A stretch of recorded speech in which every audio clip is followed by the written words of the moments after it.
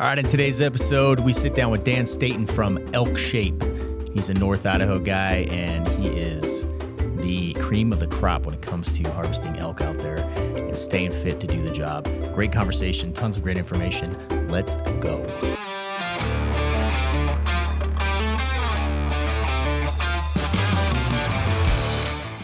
All right, well, hey, welcome to the North Idaho Experience, a podcast for the people of North Idaho and those who are North Idaho curious. These are the stories of those who call North Idaho home. If you guys are thinking about making North Idaho your home, give our real estate team a call. We specialize in helping conservative families find their freedom in North Idaho. Special guest today. I do say that almost every time, but it's still special. Dan Staton from ElkShape. Thank you, bro. You have like a large following out there. Good to have you here, and you're an Idaho guy too, man. That's freaking rad. So I don't know where this conversation is going to go today, honestly, but I'm pretty excited about it. I imagine it's going to get into the hunting world quite a bit, and probably the fitness world. Do we ever know where our conversations are going? We do not. We do not. Right. Before we hit the live button, we were kind of just talking about our brand and how it's getting out in countries all over the world and how cool that is. And you probably get a lot of that too, Dan, I imagine. We had a guy send us a picture from Australia wearing one of our North Idaho Experience shirts the other day. That was pretty cool. We've had people from South Africa reach out, and they're going through some wild stuff down there right now. You know who you are. I'm sure you're going to listen to this. If you or when you make it up here and get out of that bad situation you guys are in, we'd love to have you on the podcast to talk about it for sure. Right. Yeah. Canadians too. I mean, Canadians too. We have a lot of those. Man, you get a totally different perspective than what's put out by mainstream media on what's going on in that country and some of the intrusions on their freedom. It's eye-opening to talk to some of those folks face to face. Yeah, we're gonna get one of them on too here shortly. I feel like I should introduce Big John's on the podcast with us today. He's on our team. Army vet, former cop, used to own an archery shop, all this stuff. So here we are. Thanks, John. And of course, the lovely and talented Eric Boardman. Oh, thank you very much. Neither of those are accurate, but I appreciate it. Oh, shit. Dan, dude, man, give us the background. Like, what do you do for those that don't know? And how'd you get into it? Yeah, I think my day-to-day would be generally accepted as somebody who creates content. Yep. I hate that word. You know that word? Yeah. If you asked me like 10 years ago, what do? I'd be like, I own a gym and I dabble in some hunting media. And so at some point I sold my gym and went all in on hunting media. So currently we just, I feel like I'm selling hard work. Like I try to sell that. But I think the reality is I probably monetize my amount of eyeballs that's come to our platforms to see our stuff. That's how I make a living. So yeah. Monetizing hard work, that hits me right there. Yeah, I get that. Yeah, I like that. Yeah, for sure. Yeah, so we've been full time since 2019, and then when I went, and took the plunge to like make media for a living, I kind of told my wife, "Give me 2 years, and then if at that point we'll decide if this is going to work, or I'll go back to maybe a gym, or I was a firefighter for a while. Like, nice. I'll go do that." Yep. So I haven't had to go back yet. Doesn't mean I won't, but for now this is working and I love what I do. So what department were you with? District 8. Do you know No. in Spokane Valley? Okay. Spokane Valley. Cool. That makes sense. Yeah, obviously we all have that same background, so welcome. You have to get us do I have a patch up there from Spokane? I might have one. I got some buddies over that way. Anyway, yeah, that's freaking cool, man. That the people don't realize, like, being an entrepreneur and taking that step, especially in the content space, is freaking terrifying. Like the unknowns it's all unknown, right? It is, and things could switch in a heartbeat. Like you could get deplatformed. We always run that risk on YouTube. I've been spanked by YouTube before just for talking about the pandemic, spreading medical misinformation, even though we weren't. We were just talking about it. But those key words that we got cued in on, and we got a nasty warning, which puts you in the penalty box for 3 months. Yeah, it's a wild, wild west. It is. Yeah. Are you on? Is your biggest platform Instagram? Probably YouTube. YouTube. Okay. I wake up thinking about YouTube and how I can make better YouTube content. Yep. It's long form, so I think it requires like more effort. It is a little bit of a spaghetti throw, like you throw it against the wall and see what sticks. Yeah. And I mean, so we have about 125,000 subs, which doesn't mean anything nowadays. The platforms are changing to where if you have 6 followers or subs, you could still go viral. You could still make really good content. You could make a paycheck. It's not about subs anymore. It's more about like quality of content, watch time, engagement. Yeah. We also do Instagram, and then we've been podcasting for 8 years. So we do that. And I guess I do Facebook by default through Instagram. So I have that. Don't really do X. Have a little bit of a TikTok thing, but I just started that not too long ago. So I don't really know anything about it. I have somebody else post for me there. Yeah. But yeah, that's kind of it. You on Rumble at all? No. I think I might have set up an account a long time ago when like YouTube was threatening some of my stuff. I was like, ooh, I'll just move it over here. But I think I might have one video on Rumble. Yeah. Do you run into any issue with the hunting content and people being, anti-hunters out there on because all these platforms are obviously they're very liberal run. So guys like us, white heterosexual males that like guns and hunting, it's frowned upon, believe it or not. Yeah. Yeah. Not on YouTube for some reason. We don't get it doesn't go into their feed somehow. I'm not sure why. Maybe because I've been doing it since 2013. But Facebook, holy smokes, like people that I don't want to see it will somehow see it, and then I see their comments. Oh yeah. And I don't delete them, I don't block them, I just leave them. Yeah. It's hilarious to me. You probably have enough of a following where it kind of takes care of itself. Like you have loyal people that'll be like they'll handle it for you, which is nice. I get a little bit of that, which is kind of cool. That's cool. Yeah. Yeah, that's freaking wild, man. Where they'll kind of shout them down a little bit. Yeah. What is it about your content that's ever got you flagged before? Well, you got to be careful on like when you're going out elk hunting or something and you show breaking down an animal in the field. Some of that can be flagged, like for just kind of like it's considered gory content or shocking. So one workaround we do is like I just recently published a video on how to butcher an elk, and we just made it all. I don't know if this is factual, but I made it all black and white. I just took out the saturation and made it black and white, so there's no like bright red blood. Yeah.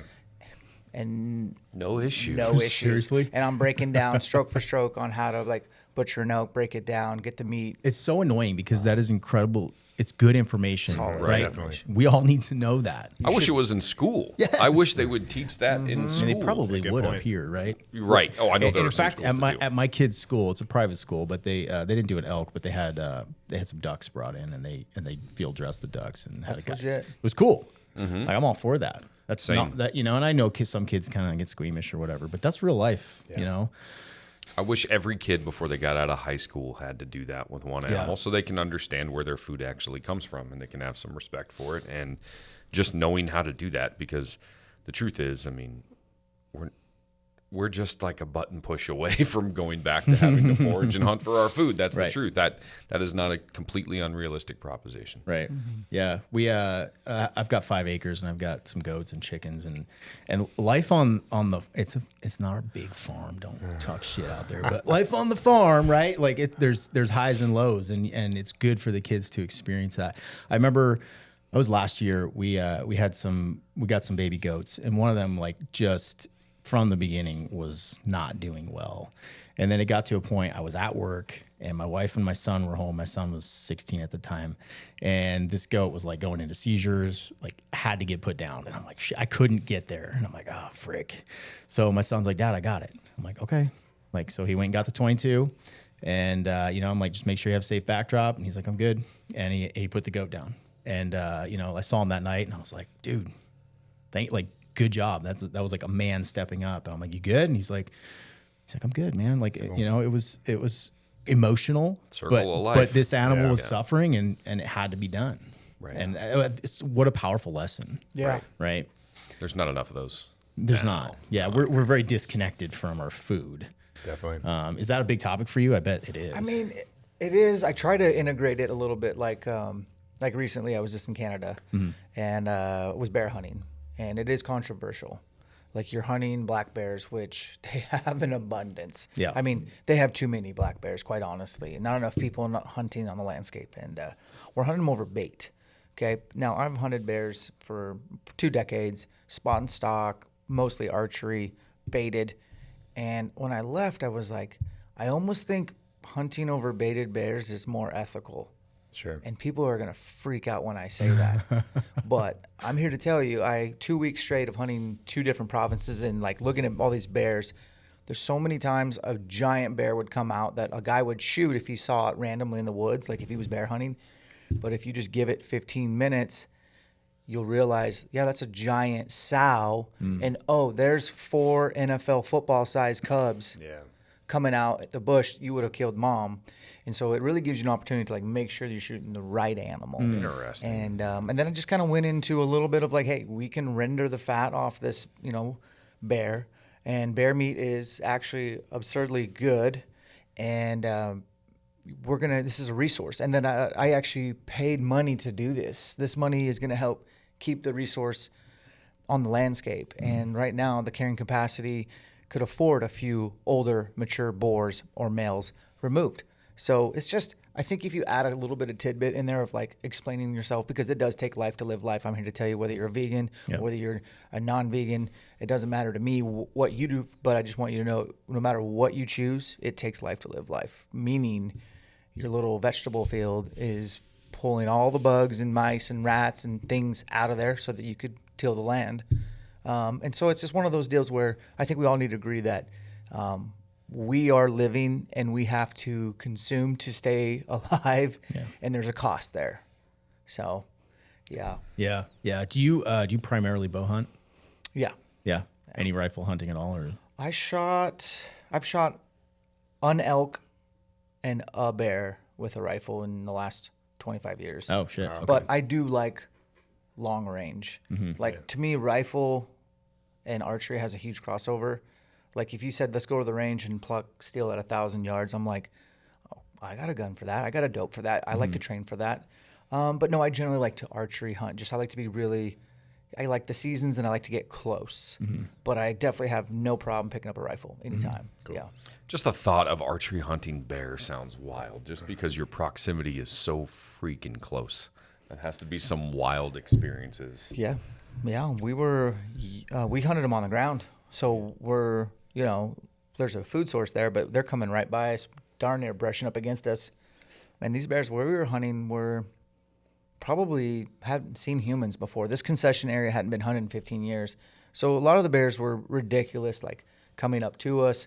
Not the big, old, mature boars that have been around the game. Bears can get old, by the way. Oh, yeah. There's 28, 30 years old. Yeah, you'll find, it's not odd to find a bear that's 30 years old. Yeah. Wow. So he's been hunted. Right. But for sure. A lot of the teenagers hadn't. So yeah, I like getting close to animals, and especially like elk, bear, whatever. To me, it's what I like. I don't care what other people do, but find what tickles your fancy, so to speak. But for me, it's archery, 1,000%, hands down. Is there any, are there any special considerations when hunting a bear with archery, like risk wise? Do you carry a pistol? Well, we were in Canada, so no. So you know the answer to that, Right? Yep. Not even they have nobody I met in Canada even owned a handgun. Wow. Weird. Do they have rifles? Yeah. ARs and 45 70s? Those Yeah, are probably too probably scary. shotguns. Shotguns? Okay. They're great people. Yeah. All the Canadians I met were awesome. But I agree. You can't, there's just so many rules for a handgun. Like you have to put it in a case.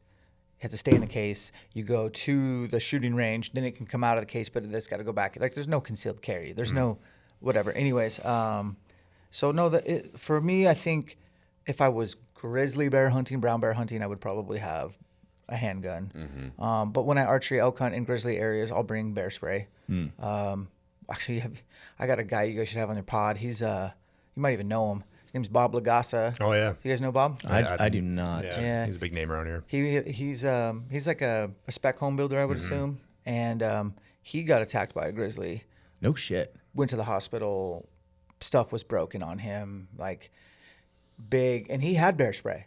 Yeah. And it was a sow grizzly with cubs. It was over there by Livingston, Montana. Oh, sure. Yeah, and it was in like sagebrush flats hunting elk. But these sagebrushers, tall as this guy right here. So like he comes around one and there's a cub. And then he looks over her, and behind her is her mom, and that's all it took. Right. She was on him in seconds. Yeah. So she broke his arm, and it's a crazy story.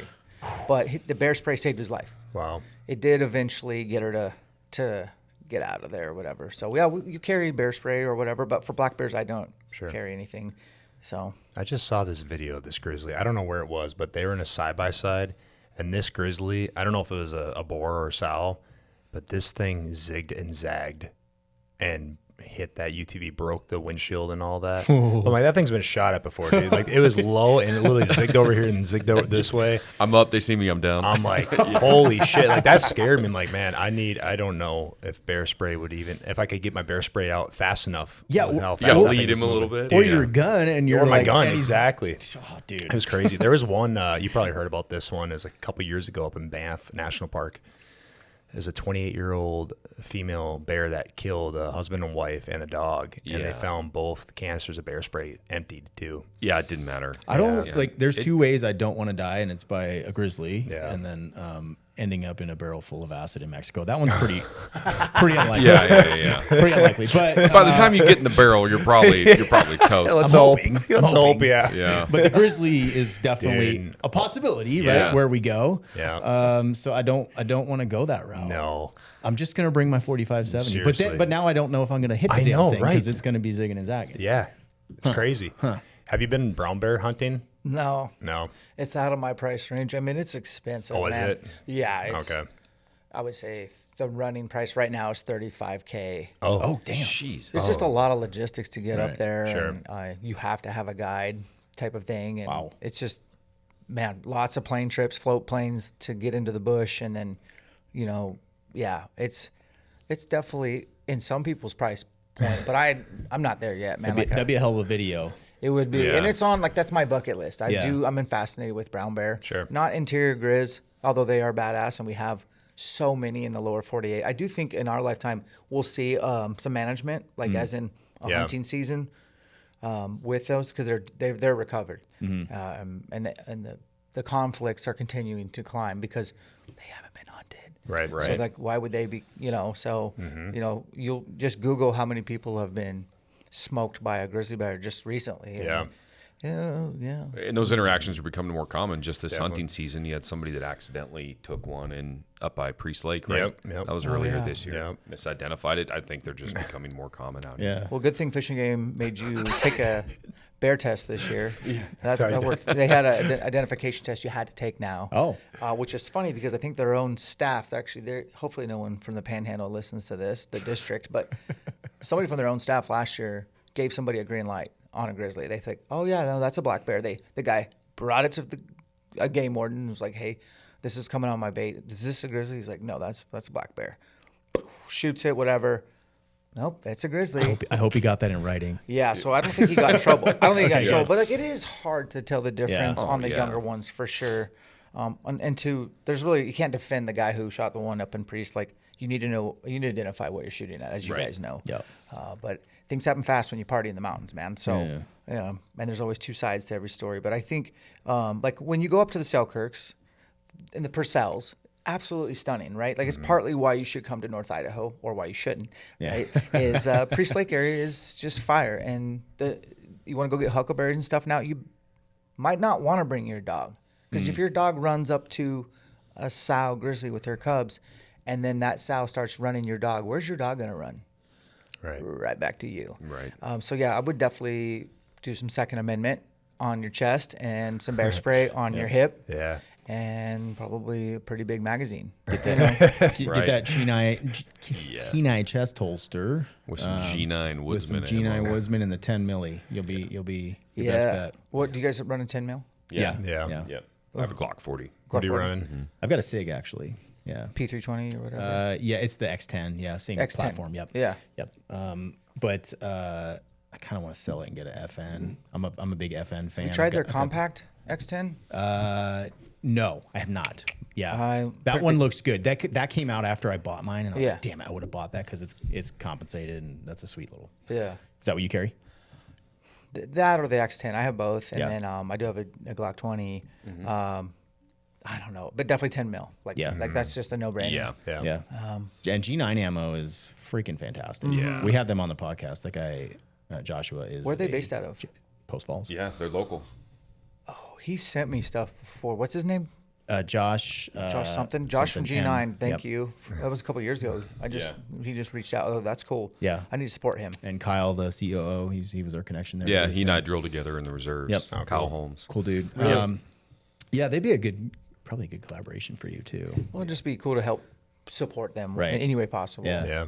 Yeah, not a lot of people know that they're out of Post Falls. For sure. I mean, they stay pretty incognito, but He has like 60 patents or something. it's I know we can't talk about all the stuff he told us off air, but he's got some wild, like that dude's brain is built differently. Yes. It was very impressive. And when he starts nerding out on some of that stuff, it is. I was it's able to retain nuts. about 10% of it, and I was like, oh shit, That was some quite shit a coming bit. down the pipeline here, boys. But yeah, I'm a big fan of their stuff for sure. There's so many cool local businesses here that we keep tapping into. I mean, Genesis. Gunfighters Inc. Yeah, Genesis Arms. Yeah. Just great stuff up here. Gunfighters. I need to go pick up our holsters. Oh, yeah. I forgot about that. I know you did. Yeah. I keep reminding you. Yes, I could go do it too, I guess. No, I'll just go. No, I got it. It's all right. I'll go get it. It's on the way No, I'll home. handle it. Never mind. How many hunts are you doing a year, roughly? Well, I don't know if I want my wife to know this. Yeah, no, that's so this year especially, I'm going on a pretty big elk bender. Elk hunting is definitely like not as easy to do as it once was. So, and for the record, I didn't grow up in North Idaho. Like both my parents graduated Coeur d'Alene High School, but for some reason they moved over the border. So I grew up in Elk, Washington. Oh, yeah. It's a small little town. And then we finally moved into, I would guess, the Meade area. That's where I graduated high school. And I started elk hunting right out of high school. And my uncle, who lives right over there off Hayden, he took me elk hunting up in the Coeur d'Alenes at age 19 and literally changed my life. One hunt, because that's all I care about, think about, do besides faith and family is elk hunting. So little did my uncle know, one time out elk hunting, hearing bugles would affect me to where I would literally dedicate everything to it. So, Wow. Yeah, I mean, it was just such a powerful moment. Can you pinpoint like what? Yeah, I can tell you for sure. Like we pull up top of a mountain. It's just getting light. He gets out of the truck. I've never been in North Idaho mountains. They're not that big of mountains. They're not tall. They're not like 10K, 12K. They're like 6K maybe. But they're thicker and shit, and they're steep. And he gets out of the truck, and he gets out this tube-like vacuum thing and makes his own bugle, and it rings out. I'd never heard that. And then I hear a bull answer. What I would say, looking back, it's probably not that far, but it looked like 3 miles straight down this long drainage, and a bull answers, and then another bull and another bull, like 3 bulls bugle, and he's like, "Hey, grab your stuff. We're going down there." And I'm like, like, we got all day to, like, that's going to take all day to get that far. You know what I mean? Like, and then we started bushwhacking through ferns that were taller than me and like alders and huckleberry brush. I think I lost binoculars. I had arrows in a quiver that came off. Like I had like 3 arrows left, started with 6. And we got down there and we had some cool elk interactions. And then we had to hike all the way back out. It took all day. I was smoked. It was so cool. These things were like Jurassic Park. And I was like, Yeah. that absolutely sucked. When can we do it again? You know what I mean? Yeah. So that stuff changed me, man. Like, and so to grow up in that environment, being able to hunt elk, in Idaho, go to the gas station and buy a tag. In fact, for years, I would go to the gas station, buy an elk tag, go kill an elk with a bow, drive back to that said gas station and pick up another elk tag in Idaho and go get another elk. So for like probably at least 10 plus years, I'd get 2 elk a year just in Idaho, North Idaho. Wow. Which would fill the freezer. Yeah. We lived off elk. Nowadays, especially non-residents, like they just changed Idaho to a draw. So now it's going to be just a basic draw to get an elk tag for a non-resident. So it's changed. It's become, there's just more people, the population, urban sprawl, social media, jackasses like me who make it look cool. Jackasses like us. Bring more people here. Yeah. But honestly, at the end of the day, like it's still a really cool resource, and I still seem to find ways to do it. So to answer your question, I'm going elk hunting in Idaho, Montana, Utah, New Mexico, and Damn. Colorado. Damn. This year. Nice. Good for you, Yeah, maybe. dude. So I'm going to be smoked when it's done. But Yeah. and that's just a weird year.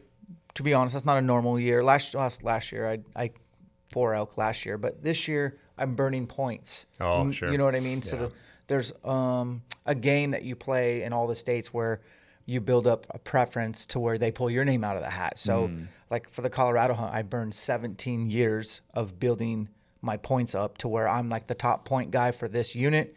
They give me a tag. So it's a very limited resource. There's an allocation, and you have to have like a degree and elk rules to like know everything. So anyways, long story short is this is an obscure year for me. Okay. I'm happy to hunt just Idaho every year or Montana, but this year we're doing several. So Rad, When man. you're not elk hunting, what kind of content? How are you creating content for your channels? Sure. I just kind of document my journey of like I literally have this mantra of separation is in the preparation, and so like I'll start preparing for the next year as soon as I come home from all my hunts. And really, is that necessary? No, but I've fooled myself into thinking I need to stay diligent. It's actually easier to stay in ElkShape than it is to get out and get in ElkShape, especially like, is anybody over the age of 40 in here? Like, shit sucks to get out of shape fast. You know what I mean? And so for me, I just trick myself into staying in tip-top shape. I think I'm a better dad when I'm fit. Yeah. I try to be a better husband when I'm fit and have more energy.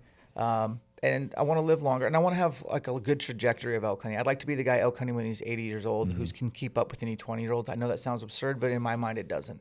I feel like if I put that work in, and so elk hunting's my why. It's just what I leverage. So the content I make is that I'm trying to help people who love elk hunting understand how to prioritize their life. I tell people all the time, I would quit jobs to go elk hunting. So elk season for archery is usually a month long. Well, hey boss, I need the month off. I'm going. We can't do that. Okay, cool. Well, 2 weeks notice. I've quit 3 jobs because I am that psycho about elk hunting. I can get a job. I can work anywhere. I can make, but I can only get so many Septembers. And when you start to understand, like, Septembers are finite, and whatever your niche is, you only have a finite number of days, or you guys only have a finite number of people that you can help get into a dream home or whatever in Idaho. Yeah. So when you start to look at it as it's very limited resource, I give it all I got. So I make content about training. My background is exercise physiology. Like I said, I owned a gym. Like I got to, did all that, strength and conditioning. So we do a lot of that, a lot of archery stuff. I'm kind of an archery nerd, if I'm being honest. And how to get into elk, how to cut up your elk, how to prepare for elk. We seem to stay pretty busy with a full load of content like that. And Do you have a gym at your house now? Or Yes. Yeah. Yeah. That's why you do it, huh? Yeah. Got a shop or something? I do. Yeah. Yeah. So in Coeur d'Alene, we live in Post Falls. Our basement is a nice little gym, pretty basic treadmill, echo bike, squat rack, barbell, bumpers. And then at my studio, where I have my podcast studio, I have a shop gym. It's, I think it's 25 by 50. It's a weird dimension, but it's legit. It's got Sorinex and all sorts of stuff in there. And yeah, man, I think when people start to train at home, or if you have a home gym, do you guys have home gyms? Not yet. I am building a house right now, so we're in a rental. That's coming. I think once you realize that there's an option to break a sweat and win the day, or scroll on your phone and half-ass watch a Netflix show that you don't, like the options, like your excuses get eliminated when the gym's 10 yards from your couch. And we're all pretty lazy humans. Like, we have running water. We have a fridge full of fresh groceries. We definitely have a couch. We all probably have giant TVs streaming the internet. And it's just 1,000 ways to die from being soft. Or go into the gym, show your kids, which I've done a good job. I will say that. I've shown my kids that I like to kick my own ass and that I don't like myself. And I'm you know what I mean when I say that. It's And like, they're paying in a attention, healthy way. dude. They're Yeah. paying attention. Like, Definitely. we had a great home gym in California. The house that burned down, unfortunately, but killer gym. I had a 12 by 12 jiu-jitsu mats. I do jiu-jitsu. Yes. It was legit, dude. And our kids were little. They would watch us work out every day. And they play around in the corner and they kind of like imitate you a little bit. And it's come full circle because my son is now 17 and I don't tell him anything. He goes to the gym like religiously. I do have to work on his cardio. He's into just jacking weights, and his cardio's trash. It'll come. But right, like he needs that why, right? He needs to find the activity that forces him to have good cardio. Now it's just like he wants to look good. So it gives me hope that, yeah, if you're out there doing it at home, your kids are going to pay attention. They're going to watch you. They're either going to watch you sitting on the couch doing jack shit or playing video games. if you're a grown man and you play video games all the time, like, I'm sorry, like that's not cool.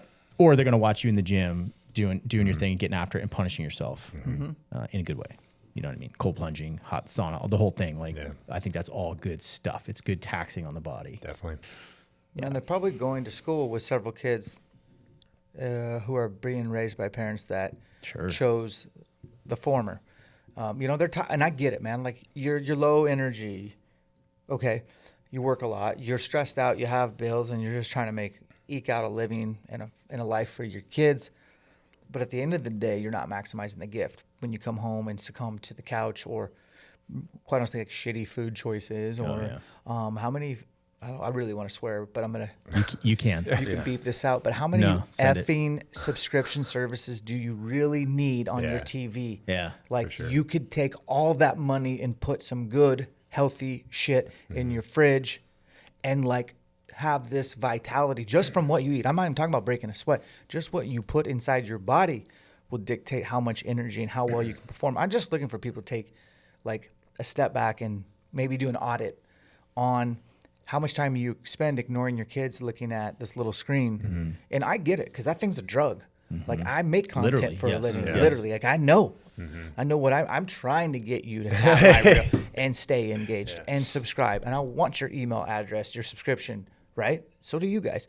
But at the end of the day, if you could just do an audit on that, make more time for yourself so that you can be a better role model for your kids. My kids pay attention to everything good and bad, unfortunately. The food thing is such a huge component, man. You know, we're fortunate in North Idaho. We have a lot of local choices for beef, you know, chicken, all the things. You can get it all up here, produce.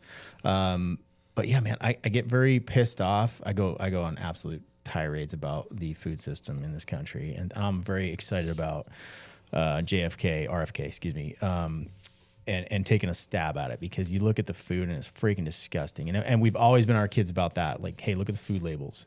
Why can't I eat what Jimmy eats in class? Yeah. Well, because I don't hate you and I want you to eat good food. I'm just kidding a little bit, people. But in reality, you look at the food dyes and all the crap in there, and it's freaking, it pisses me off so bad, because I know it's just greed. It's corporate greed that is causing that. And I lose my mind about it.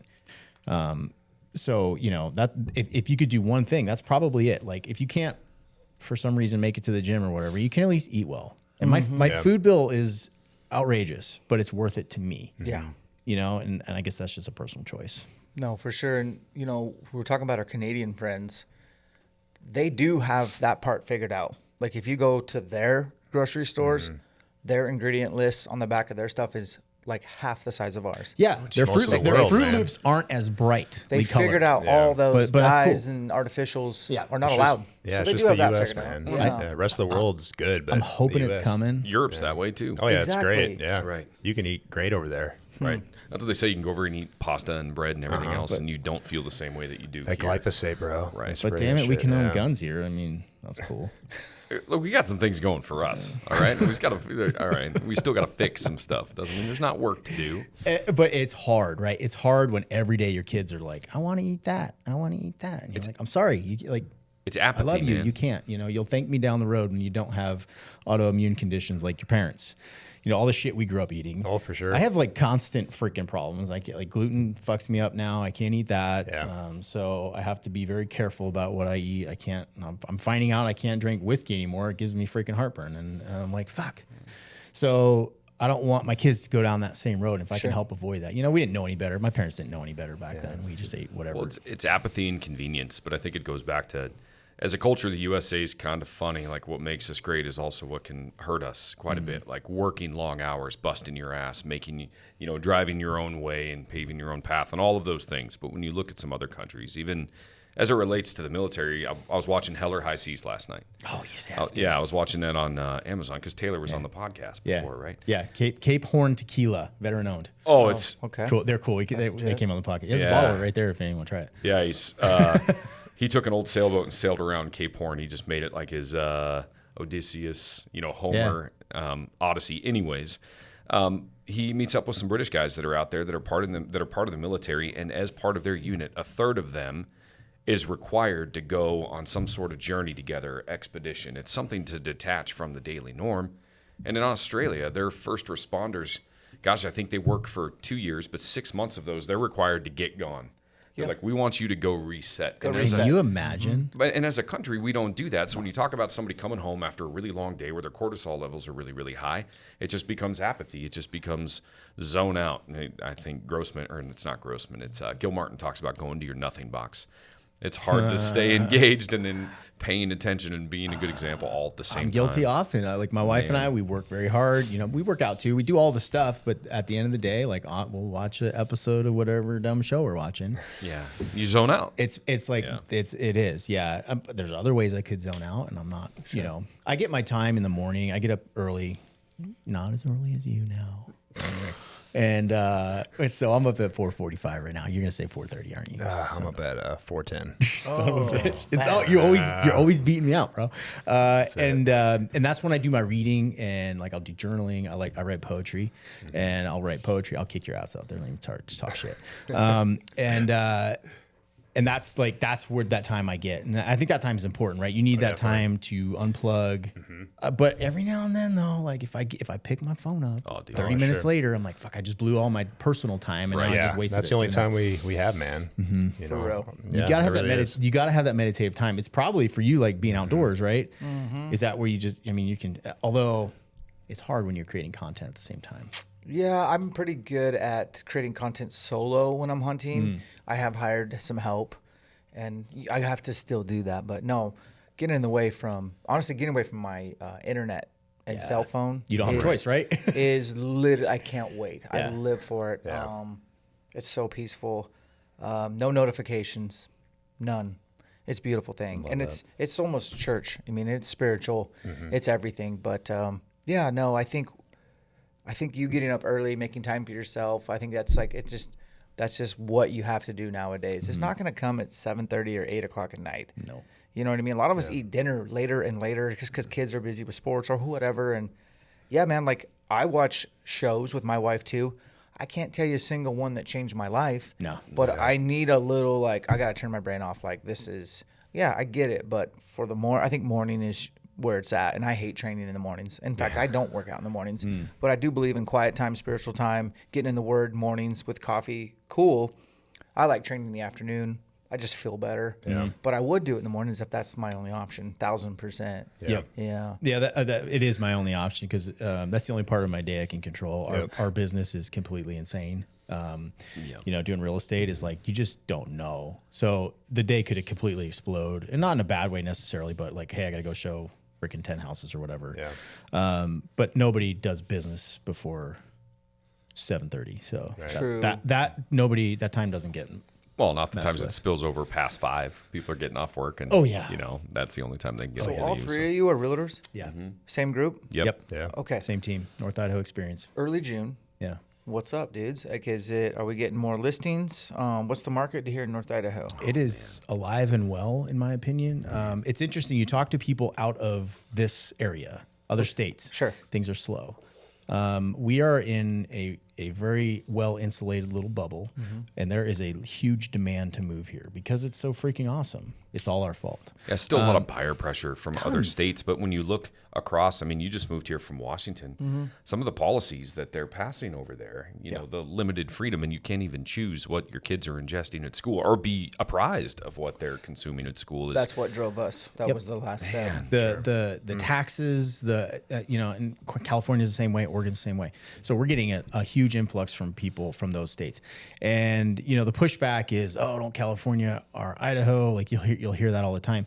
But keep in mind, the people that are moving here, at least the ones we deal with, they are very conservative. They're leaving that place because the values do not match up with how they want to raise their family. So they're like, where can I go?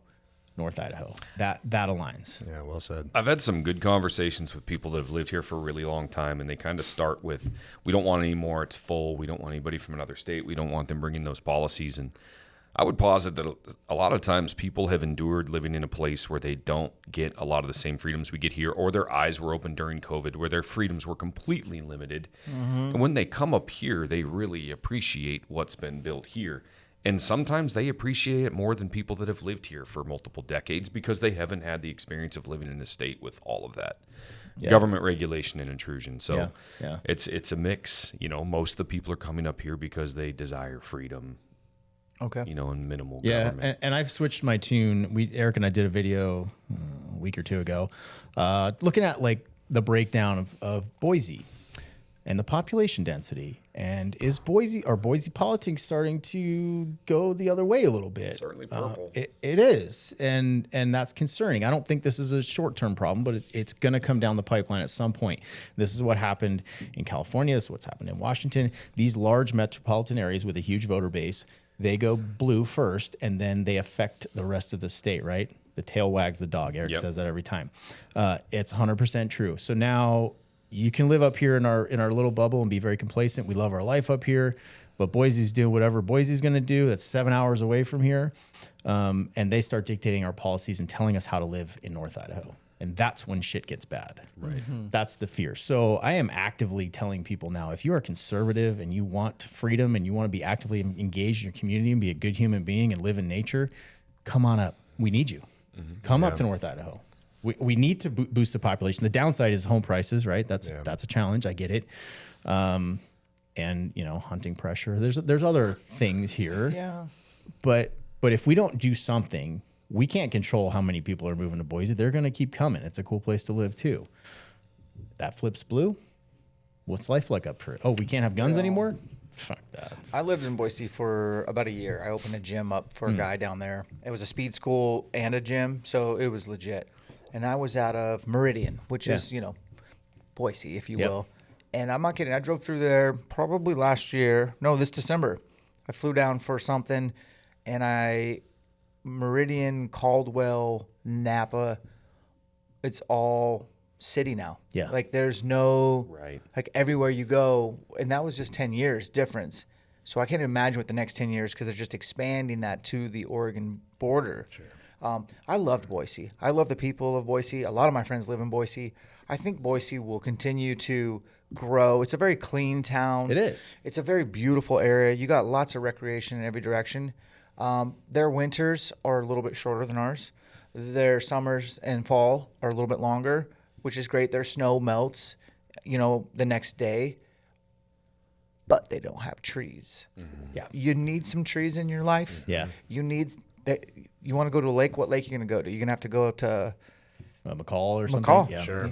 Whereas we have lakes in every direction Yeah. and trees. 14 of them. And, it's just not one of these places where, you have a giant interstate and that's like going to get clogged up every day, because you don't have to go to I-90 to do anything around here. You have 95, you have all these workarounds.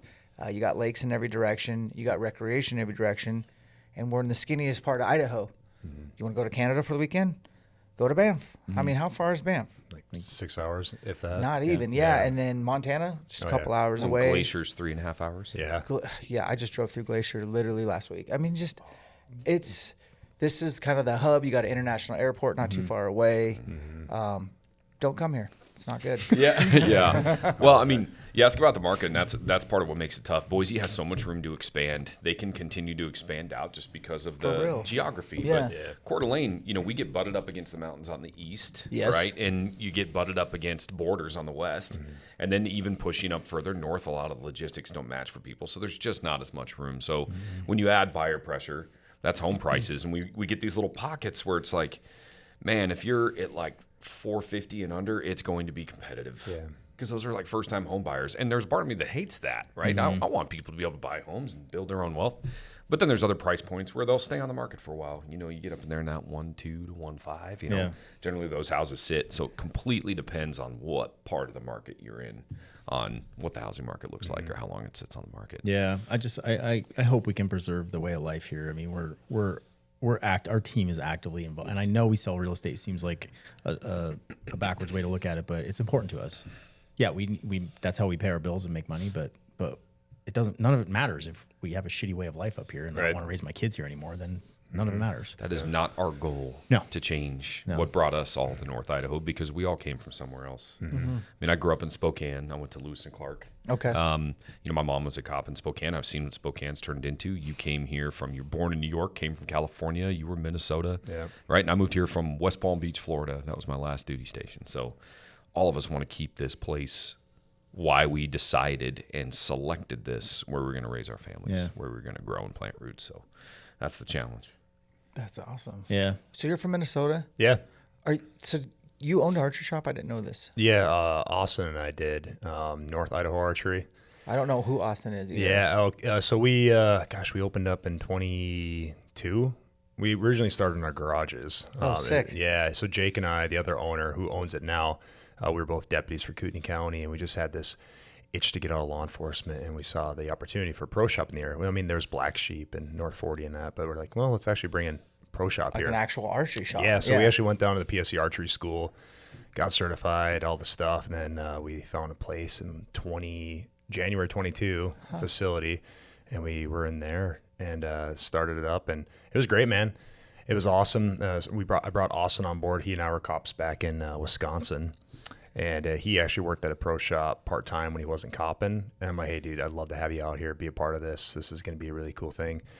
And it was great, and I'm not going to get into drama or anything, but ultimately we just ended up going in business with the wrong person. Austin and I ended up stepping away in January of this year. We sold our shares.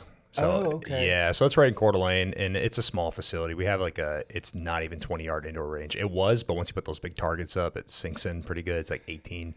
We don't endorse it anymore. Yeah, so. Well, business partners suck. It can be challenging. Tough. It can be I've very had tough. good ones and bad ones. Yeah. And one thing I remember when I had one particular business partner, like we were like damn near best friends, but it didn't matter at the end of the day. Like business kind of tore us apart because I felt like I did all the work.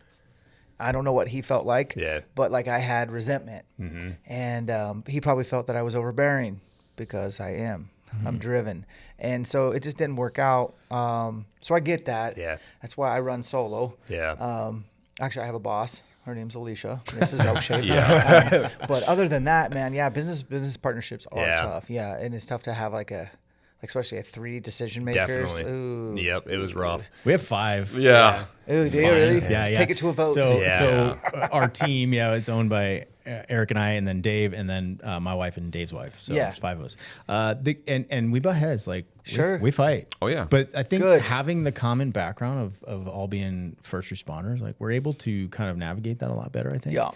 And we're all super driven. And at the end of the day, sometimes you just got to go out and get drunk together and be like, oh, actually, you're my friend first. I love you guys. Yes. You know, it's Thank like, you. fuck Right. me. Yeah, right? Yeah. Like, that shit helps. Well, it's like in the firehouse. I mean, I came from like small unit dynamics in military and then law enforcement, and it's a lot easier just to be abrupt and direct. And say, look, this isn't about ego. This isn't about anything else. It's where we are, like what's our mission, what's pushing, and just realigning that way. And sometimes you do have it out, and then the next day you're like, all right, I got it. Yeah. Right, we're good. I think having those frank conversations is extremely important because otherwise the resentment can build. Yeah. And once it builds, dude, it's not good. And you guys are all first responders, so like you're good at compartmentalizing. Yep. Yeah. Which you have to be. So I think you can take the business and the feelings, put those aside, and distill it down to what needs to get done so that we're growing and we're moving in the right direction. That's what you guys all want. Right. I think it's cool to have 5 people on, like different, strong personalities. Even 3 would have been, it didn't work out, but it could have. Yeah. But there can be one bad apple that makes it go south. And, you're young, so you got out you can figure out a different move. Yeah. So. It was sad, because it was we met some really cool people. Obviously, there's some really cool people in the archery industry, and then the people that are moving here that want to get into hunting, right? And just to see them, like the families coming in, their son buys a bow, and then the dad buys a bow, and they're coming shooting together. Like, that's just super powerful and really cool to see. But yeah, that part of my life is, dude, I had some serious resentment with archery in January. I wanted to fucking throw my bow. I had resentment, and I wasn't even involved in it. That sucks. I did. Yeah, it really sucks because archery's so amazing, it's the best, and but yeah, we're coming out of it. I went and shot my bow a couple weeks ago and just getting those reps back in, and we actually ended up buying an arrow saw, and we're putting stuff back up in our garage. The garage. Yeah, just so because I got to build some arrows. I lost some arrows last year at elk camp. I was fucking around in the Snake River, working on my back. I'm gonna launch some 120-yard bombs, and lost some in the sand. But so it was beautiful. What a beautiful spot to shoot. But yeah, man, archery's cool. And my question for you too. When you first started, my biggest thing, Austin and I, like Austin's my hunting buddy. Like him and I go out. Picture Brokeback Mountain. That's similar. Yeah. calling elk, we all know that that's the thing, right? Is learning how to communicate with elk and understand what they're doing. The elk nut. How did you start like learning to communicate and get into elk and actually not spook them? You know what I mean? Yeah. Yeah. It's called the elk hunting learning curve. Yeah. And mine was a steep one, brother. Yeah. I started, like I said, I killed an elk in 2001 with the rifle, kind of like shithouse luck. Went with my dad in Washington, of all places. Stumbled upon a bull, shot him 20 yards with a rifle. We were deer hunting. I had an elk tag, but we were actually deer hunting. So I'm like, what are we going to do with this giant beast, dude? He's like, I think we're just going to gut it out and drag it. And I'm like, we're gonna drag it. 800 pounds. We didn't know. Yeah. But I was fascinated with elk after I got one. I was like, okay, I was the guy who went to your archery shop. I went and bought a bow, and I bought my dad a bow. Cool. I'm like, we're getting into this. We're going to figure it out. And then I got my Uncle Kurt, to take me, bow hunting, because he was bow hunting. And now he is a great dude, but didn't really know what he was doing either. But he just knew where elk were, so that was a positive. So that was 2002, first archery season. I didn't kill a North Idaho elk until 2009 with the bow. Wow. And that wasn't lack of effort. Yeah, for sure. Or time. Like I told you, I quit jobs. So I had all September, that many years in a row. Now, I killed some elk in other states like New Mexico and Montana, but I could never get a North Idaho bull killed. It's thick. It's steep. They're hunted. The hunting seasons are very generous here. They're pretty hip. Yeah. Finally, in 2009, shot a 7x7 herd bull. Nice. Here's how I did it. I took those calls and I threw them in the garbage can. And elk will vocalize just enough to give away the location and just enough that you can sneak in, even in the thick, nasty brush. And so majority, if not almost all the elk I've killed in North Idaho, I put all the calls away. Because you, and you all blow your elk calls at them from roads, from ridges, with the wind at your back. You have taught these elk that these synthetic elk sounds that only happen from the hours of 5 a.m. to 6 p.m. are bullshit. And then any sounds they hear from 6:30 p.m. till 5 in the morning are real AF. So I'm not into calling. Okay. Not at all. Cool. And the bigger a bull you will kill if you put your calls away. Now, Sure. I know how to make all the sounds pretty decent, and I could call for you for sure, and there's a lot of nuance, but I think you might want to try STFU and tiptoe in. Yeah. You know what I mean? Oh, yeah. When it comes, I think it's just a different way, but Sure. that's what's worked better for me because of the dig it. hunting pressure. Yeah. That makes sense. Wild. I would not have guessed that. And you said it right at the beginning of the podcast, like it's like Jurassic Park when you hear him calling. Yeah. John took me bow hunting last fall, and now are we saying that we don't know if it was under hunters or not? I'm pretty sure it was legit. Wait, was this on YouTube? Yeah. We put I a video. have seen this video. That's how, okay. That's funny. I saw, yes, I know. How bad did you mock us? No. I mean, I was upfront at the beginning. I'm like, I don't know shit. I will. You didn't gladly look like say you were that. very far from I-90. Yeah, we were up in.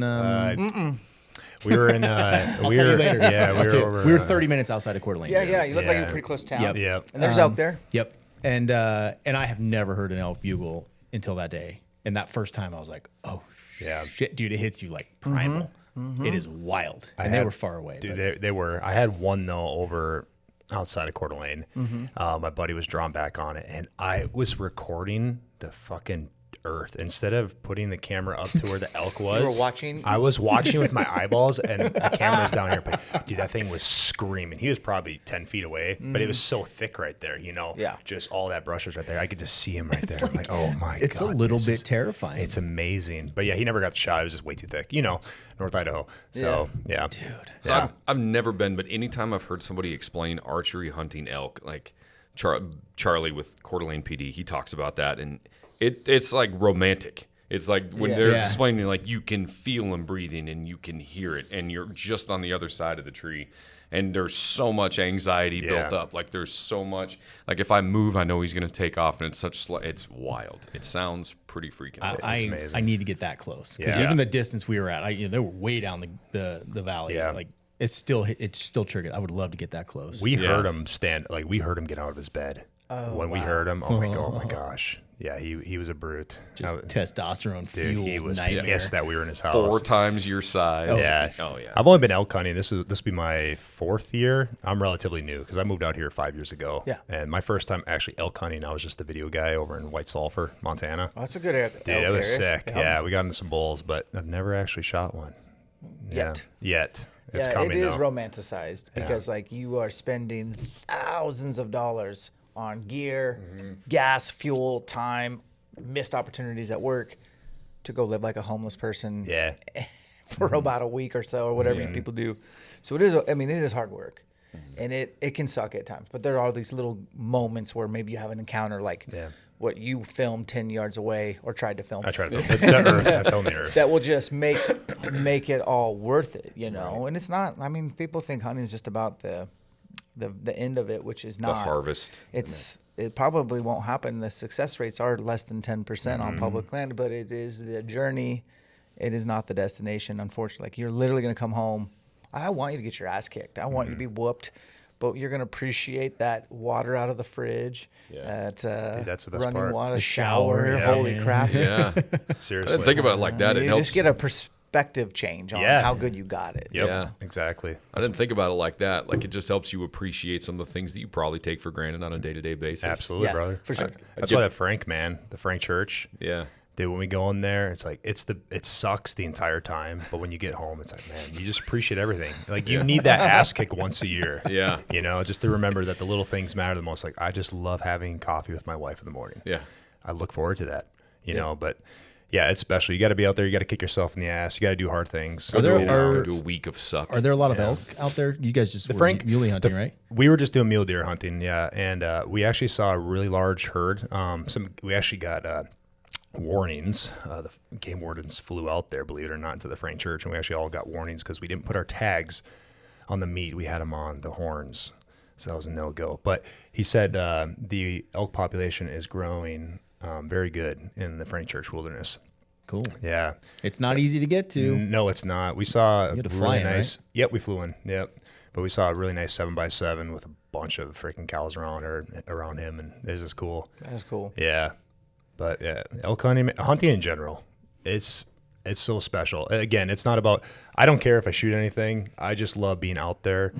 That it's just the solitude, being there with some of your friends and watching them grow too. Because we brought 2 guys out this year for it was their first time hunting, and they went to the Frank Church. That's wild. That's varsity. Welcome to Thunderdome. Dude, and they were sucking. I remember literally I was probably 500 yards away from the airstrip. I'm still looking at the airstrip, and Austin gets up to me. He's like, hold up, man, these guys are sucking. And then they roll up and like, guys, I don't think we can go anymore, guys. I'm like, bro, we've been walking 500 yards. The airport is right there. We still have to go 4 miles in this direction. Yeah, granted, we have like a week and a half of gear on us, so our packs are super heavy, but it's like we came here for this to get this done, and we were going to spike out, climb high and all that. It didn't happen. No, so I had to climb up every single day. Yep.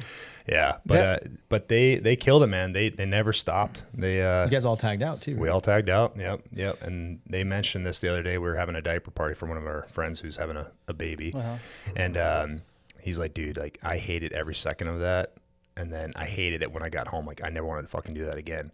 But then like a month later, once we got home, like, dude, I want to go again. I want to get back out there. You forget the hard shit. You remember the good moments, right? It's like that in life too. I remember submarine underways suck, bro. They suck. But then looking back now, you think about it as your boys and some of the experiences you had. Yeah. Some of the conversations, you all endured the suck together. That's what makes it fun. Yeah.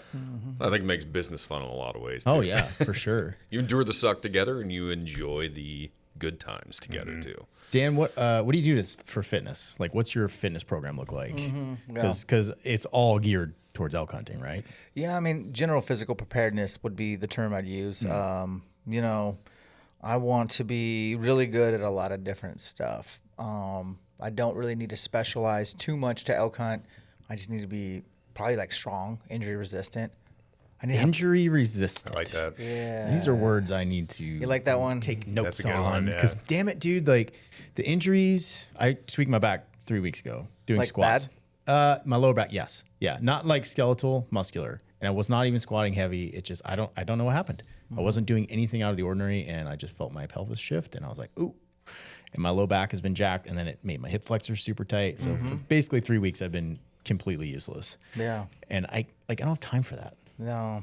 And So I is get that a flexibility thing, mobility? Like what? Yeah, honestly, man, like I think it's probably a warm-up thing. Like the older Yeah. we get, the longer our warm-up is and the shorter our actual workout is. You know, I used to not even probably not even warm up. Yeah. Like, yeah, lying down, stretch before it kills. Now my warm-ups, Why does it stretch? half the session is warming up, man. Like that long, really? It is, and preparing your body for movement. And so injury resistance, midline is going to be so important for all of us. Like 80% of Americans have lower back pain. Well, you're in that 80% too, and I've actually have a little bit of a herniation in a disc. If I'm stupid, I can be, in trouble. So midline, core, that's important to me. Like we said, general physical preparedness, endurance, but like all sorts of type of endurance, like hiking endurance, but also the endurance to put 150 pounds on my back of elk meat and get it back to the truck in a timely manner.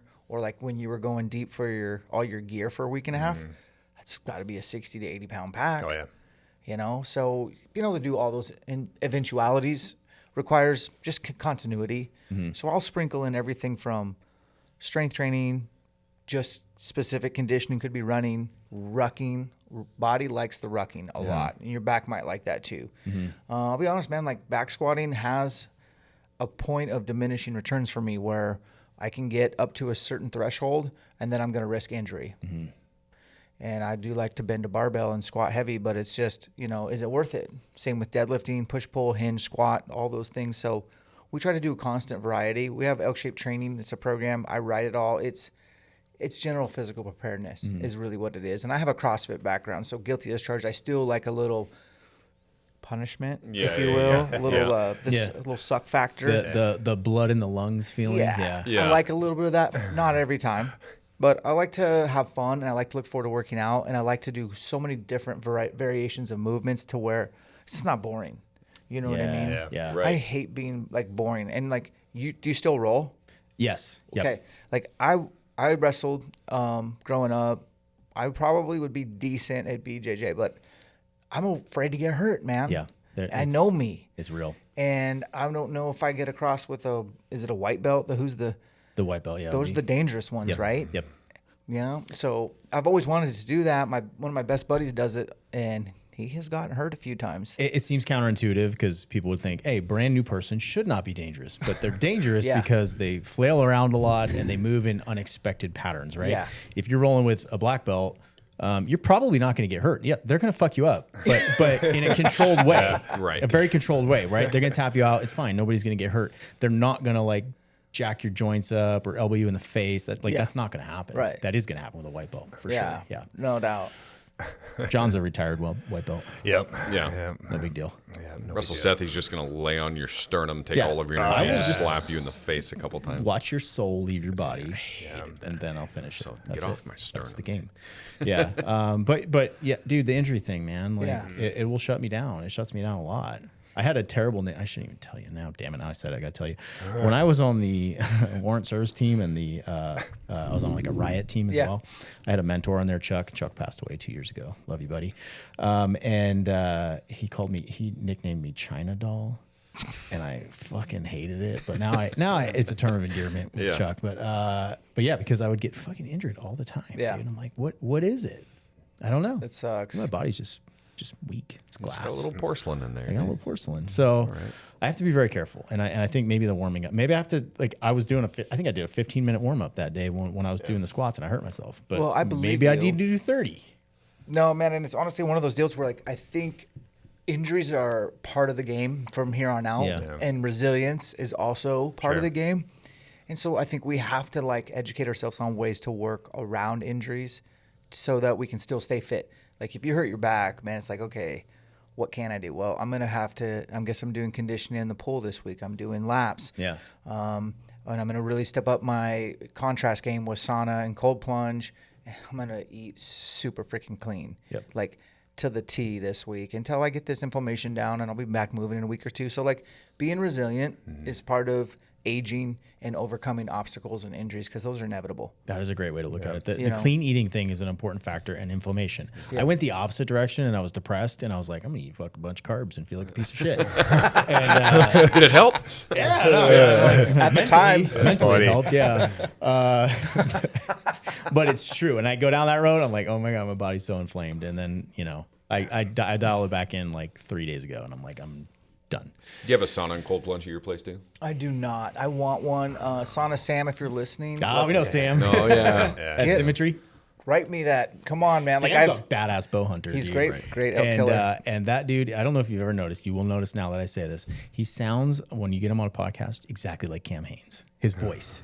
Oh, weird. His voice is very Cam Hanes-ish, and I'm like, dude, I can't unsee that now. Now you'll That's see funny. it. Wow, yeah. Yeah. Sam's a good dude. Love He him is. to death. He's been on my pod. We shot bows. He came to one of my camps. He's a killer. And I think he's killing it in the sauna game. But have you guys been down he to is. their... Yeah. Yep. Yeah. They reopened, right? Yep. I need to... I Heat promise... Proxia is what he's talking about. They're in Coeur d'Alene. They have Absolutely a amazing. community cold plunge now, Yep. which is cool, literally. And the coolest thing they have down there is they have this enormous sauna that holds 30 people and it has windows out to the Lake Coeur d'Alene. Yeah, It it's is cool. gorgeous. Yeah, it's dude. gorgeous. Oh, that's date night. And, for me and next. oh yeah, That's cool. Oh yeah, Yeah. and it's it beautifully finished. The whole place is freaking rad. John goes there every day, right? Yeah, like Damn 3-4 near. times a week. Yeah. Yeah, it's cool. Dude, I realized I'm a foot pansy, dude. I can go into the lake when it's negative 16. We've done it. Yep. And I'm totally fine. But if I don't have booties on, man, me and cold plunge, my sucks. feet are super Yeah. sensitive. Which is surprising. They're large and hairy. I know they're hobbit feet. They're Dude. I think literally they'd be a little hobbit bit, but not with temperature variation. They can't do it. So how many Can't do it. elk camps do you do a year? Are they all over? No, I used to do them all Yeah. over. Did that for about 5 years. Cool. We would average 5 to 6 a year. Nice. And they're just essentially like an elk hunting boot camp for 3 days. Oh, cool. Not just fitness, but everything you need to know. Now we do one Cool. a year. Up here? They come to us, yeah. Nice, dude. Yeah, and it's great. It's 5 days. I mean, I literally, like I said, butcher an elk in front of everybody, like from start to finish. Wow. What's cool, and That is so huge because I think that was a factor for me of like, yeah, I want to go out and do this, but I actually don't know. Yep. You know, I've butchered small animals. Hey, meat drops, party stops, Right, dude. and I don't want to mess harvest that it, up not because screw that's anything up. so much meat. Yeah. Yeah, Yeah. that's a freaking huge. Yeah, asset. Well, the best part of the camp, honestly, is day one. We break down an elk, and then we have a chef there that's like cooking that elk up for us yeah. all week long. It's just insane, dude. That's Yeah. Where do you do that at? Spokane Valley Archery, cool. well, Green Acres. Yeah, sweet. Awesome, man. We might do one next year in Tennessee because that Yep. guy owns another shop over there, I guess. Yeah, how's he doing there? I don't know. Okay. Probably good. Yeah. He's everything he does. He just seems to be one of those guys. He's just a hard worker. Yeah. So I like them. They're fun. They're a lot of work to plan and bet. prepare, but we meet the best people. Mm-hmm. And we kind of raised our prices too on them because it was like this is 5 days of our life. a lot. And I was worried about like attracting quite honestly, like rich guys who want everything done for them because we raised the prices pretty high, and that's not what we got. Cool. Good. We got dudes that like scrapped together the loot, sacrificed, and showed up and are there with a notepad ready. They're going to appreciate the hell out of Yeah. it. And I was like, okay, this is the best camp. This is the best people. They're so hungry. They're so humble. And you know how nice it is to work with people that are hungry and humble. You just get a lot further. So it was great. Yeah, I'll do it again. I love I it, was man. on the fence of like, this might be my last one. Sure. Nope, I'm going to keep doing them. That's cool, man. I like that. Yeah. That area needs this. That's one of the biggest things when people are moving here because they want to escape and they want to raise their families with the outdoors, right? Yeah. And be part of it. And the biggest thing that we saw at the archery shop too is like, I don't know what to do. Like Seth just said, Yeah. You know, I don't know how to even start. Like the hunting, they can learn that and they'll go on YouTube and all that, but they're like, what happens after? You know, that's the hardest part, you know? yeah. So that's really cool that you're doing that in the area. Nah, Yeah, it's thank huge. you, man. Yeah. So finding you just on the website would be the best for that particular class. Is that where you would find that information? Yeah, it's up there on the interwebs under ElkShape. Yep. Okay. Yeah, I'll make sure I tag. I'll put all those in the show notes too, and all your socials. Yeah, be sure to use a hashtag or two. Okay. I'm joking.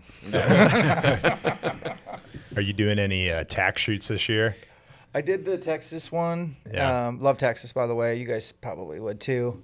These is our people Yeah. down there. Yeah. I'm going to do Red Lodge, Montana in a couple weeks. Oh, cool. and then that's it. So All right. there's a local shoot I should plug, Top Pen. Yeah. At Kellogg. Yep. Right over Silver there. Mountain. Silver Mountain. nice. It's kind of a cool 3D shoot that you ride up the gondola, shoot targets with all these guys. It's a competition or fun shoot.